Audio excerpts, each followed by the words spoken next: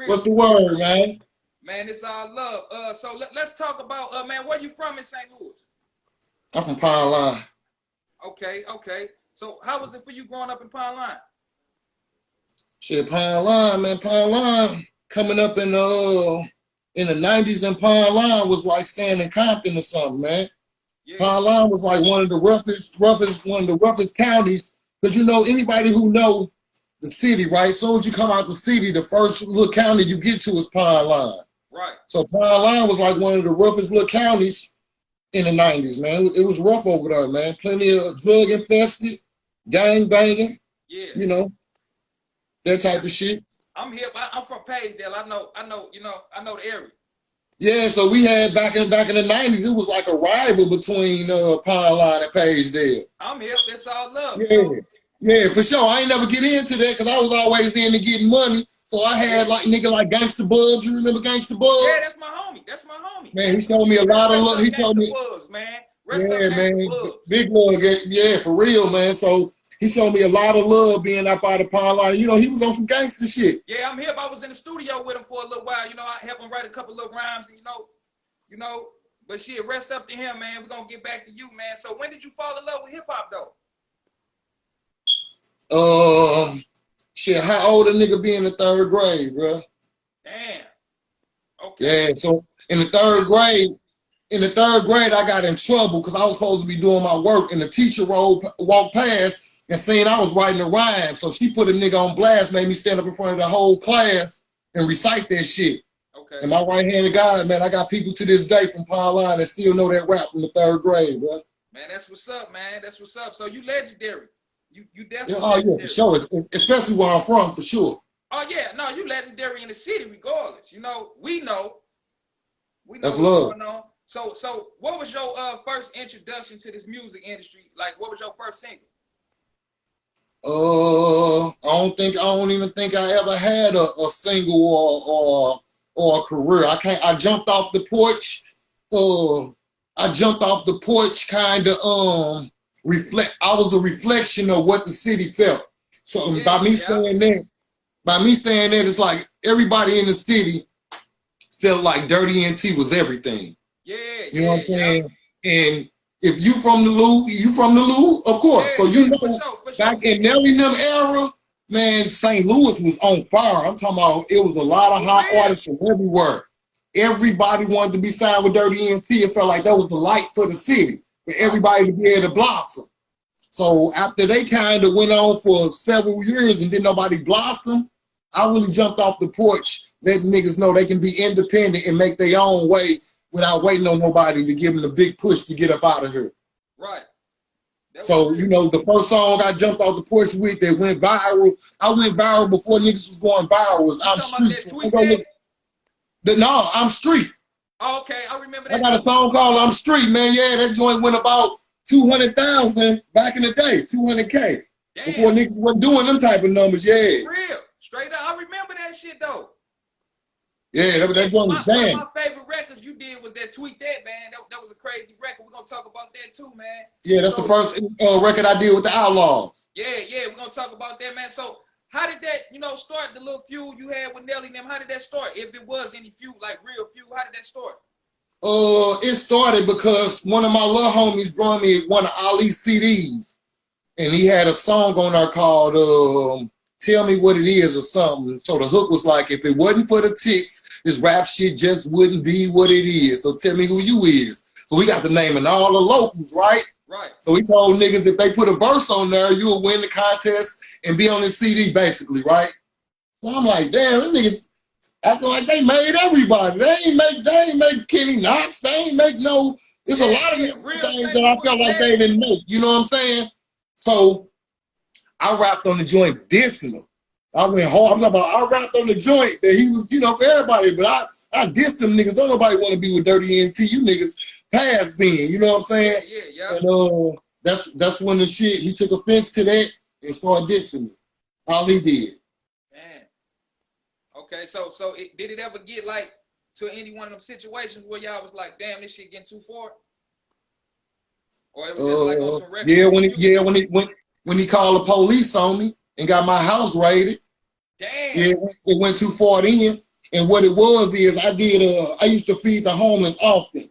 So one time me and Murphy Lee wife did an event together. And we took pictures and shit. When them pictures came out, I was with 7. Oh my God, man. Oh, yeah, he ain't like that, bro. Damn, man. He ain't like that. And she was a cool person, man. She wasn't with none of that. It was all good for real. Yeah. But yeah, when he sent the police on me, shit had went too far, man. I was done fucking with them niggas.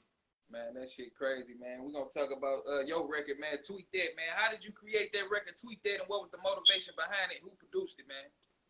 All right, so around that time was when Facebook people was really starting to do shit extra for Facebook. So I can remember a video that went viral back in the day. It was an old nigga whooping his nephew. He got on that mug. Now tell all the people you ain't no gangbanger. And he was whooping his ass. Yeah, tell the niggas you ain't no gangbanger. You was raised up in a good home.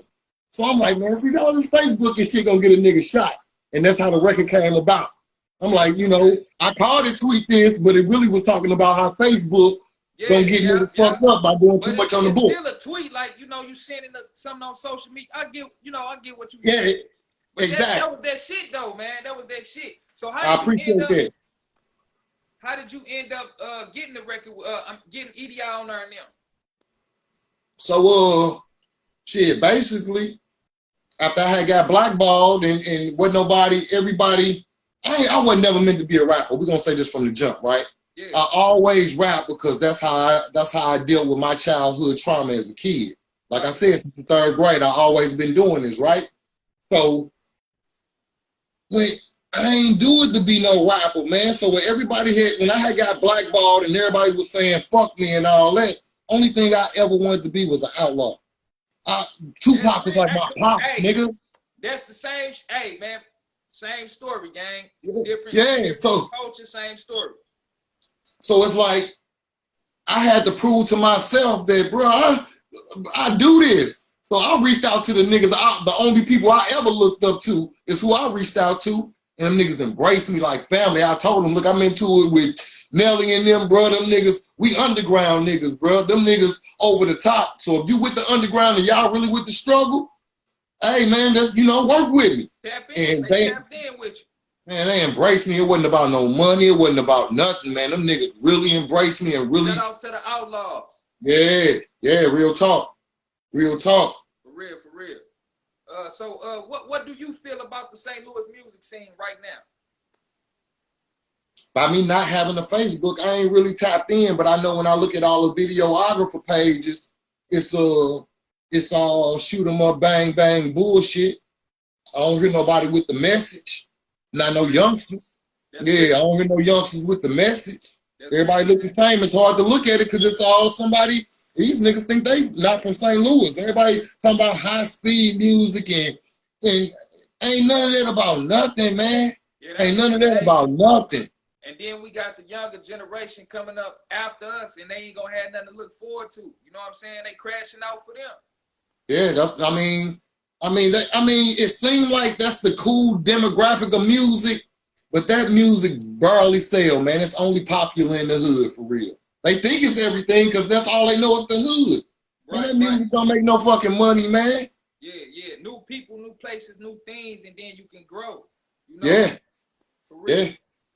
So what I was gonna ask you, man, what's up next for you, man? What you got in the works? Right now, my son just got murdered in August. So today make 110 days my son been murdered. So I didn't start rapping, man. I don't even rap no more. I talk to the people, man. I'm finna rest up, man. Yeah, for sure. My son, man, it's different.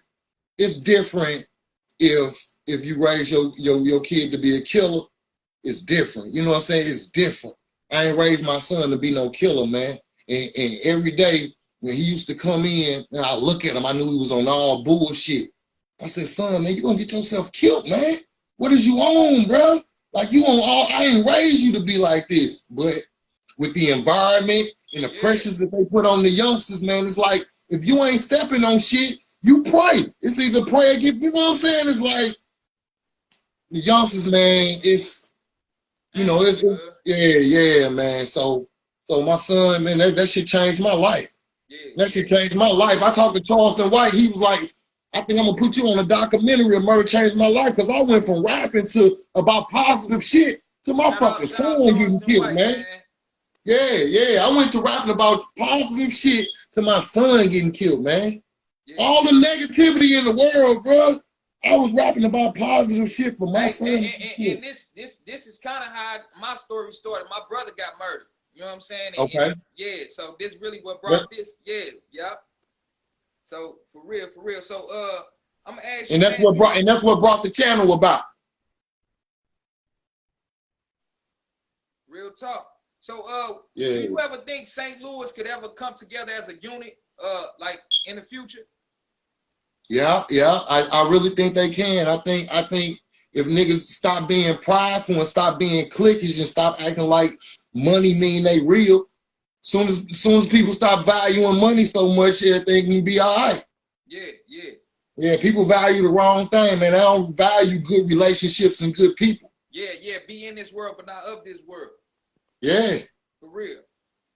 That's real, man. St. Louis can be a lot better if niggas get off their high horse and really try to help somebody that don't benefit them. It ain't gotta benefit them, man. That's what they don't realize, man. As long as somebody winning, the city gonna get better.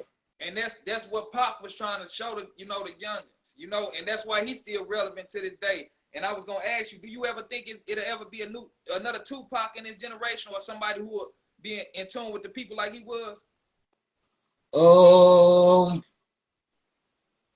It ain't everything that used to matter to black people, that shit don't matter no more. When Tupac was coming around in the revolutionary and we just getting and making it through, nah, man, black people so privileged nowadays, man, everybody gotta be back down to zero on the same playing field. Then we might get somebody that's so-called leader or something like that. But until then, it'll never be another Tupac, because the world done changed too much. That's real. I respect that. So, So I'm gonna ask you this question. I ask everybody that come on the show, man. Do you got a favorite top 5 artists of all time? If you got any. Favorite top artists of all time? A top 5 though. I got Nas over Tupac, so I got Nas number 1, Tupac number 2. Okay. Shout out to Nas. Yeah. It's really with me. It's a lot of shit when it comes to rapping, right? So it's about the wordplay, the delivery, just the mind frame. Like Pop was rapping about shit that's heartfelt. So if you want some heart, that's why I put him at number 2, because Nas, he just crazy with it. Nas, he definitely brainstorm. He definitely do it. Yeah, he crazy with it. So I put Nas, Tupac,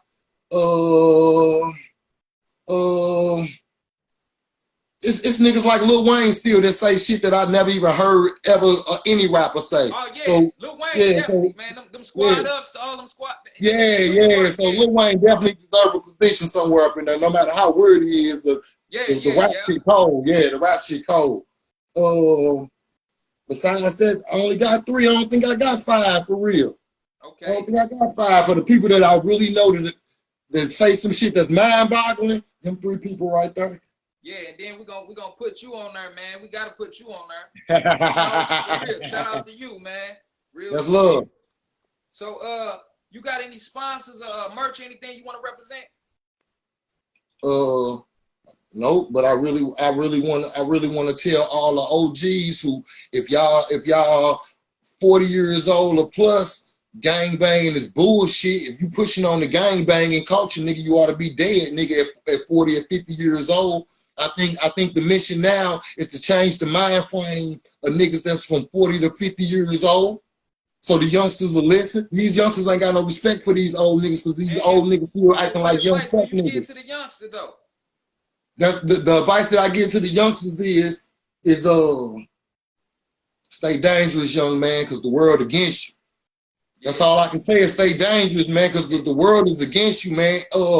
People that I can't say the people that look like you not your enemy, because they really are. It shouldn't be like that, but just stay dangerous and out the way, because life is short. That's all I can say is life is short. It's hard to tell the youngsters what they should do because I'm not in their generation. I don't know what they should do. But I know they gotta be I know they gotta stay ready because people mind frames is treacherous nowadays, man. That's the truth, man. People, yeah. Don't focus on going out. The youngsters, I do got something to tell you. Don't focus on going out killing another young black motherfucker like you. Don't make that your main focus. Yeah, so like it's like this, man. When you kill another person of melanation, or if that's even a word, when you kill a melanated being, bro, it's like you killing God. Each time another nigga get killed, you taking apart a God. Because we are the image of God. We are God on this planet. We God. We created everything, gang. We created all this shit. So we taking apart of our essence. The thing that we taking apart ourselves each and every, I feel that. I feel that, bro. Real talk. Crazy.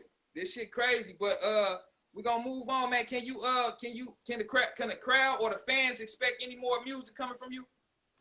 I think in the year 2021, I'll probably drop. I'm the most consistent rapper in St. Louis. So if you go to that Piff, I'm probably the only rapper that got over 40 mixtapes, man. Damn. I drop for free, bro. I drop just to get niggas. If you go listen to I drop for knowledge, man. It ain't no. I'm gonna go back and check some of your shit out. Go check my shit out, bro. You can go in if you put in Rip the General. You get a catalog from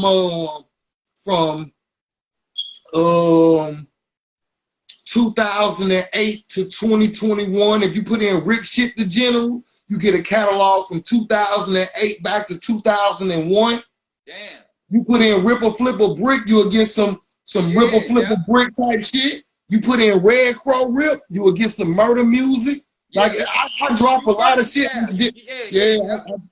drop a lot of different shit. That's a part of being an artist. I always tell people it's a lot of rappers in St. Louis, but not enough artists. Yeah. This shit art, man. Yeah, I used to focus on making nothing but heartfelt music that was only passionate to me. So I was fighting niggas all the time about my shit because I was passionate about it. So I had a homie that wasn't into none of the serious rap. And he got me off into doing more fantasy movie type. Hey, Rip, just write some shit that'll fuck niggas up, crazy off the head shit. So he got me more off into just testing the pen and just doing other shit. So I started making just shit that just felt good, just to make, for the listeners. Yeah, 100. Yeah. For sure. That's pretty much all the questions I had for you, man. I appreciate you coming on the platform once again, man. You're a legend in my eyes, for real. I'm gonna keep it 100. I gotta give you your flowers on this motherfucker, And I appreciate that for real, man. You when we put a face to St. Louis, you one of them faces. Hey, it's crazy. It's like the only impression that I get is I'm a hater. Like the people on top, all the people like Rucker Puff that was stealing my shit. All the people like Tef Poe, that's my brother, but the niggas like Tef Poe that seen me down at the Mike Brown shit, really putting my life on the line when niggas on the phone typing. It's a lot of shit that I don't respect from a lot of niggas that ought to come out and say, bruh, if we would have got together like Rip the General said fuck Dirty ENT, St. Louis would be in a whole different mind frame. When Murphy Lee was having his problems on the platform, if he would have came over and linked up with me, St. Louis would be in a better place right now. Like niggas was like, I was the bad guy and I wasn't the bad guy. Them niggas kept us oppressed for 20-something years, man. We ain't had an artist in 20-something motherfucking years because the wrong niggas got on top, bro. The wrong niggas won. Man.